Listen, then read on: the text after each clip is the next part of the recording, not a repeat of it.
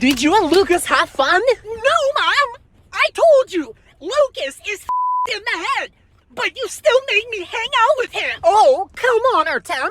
Lucas has no friends.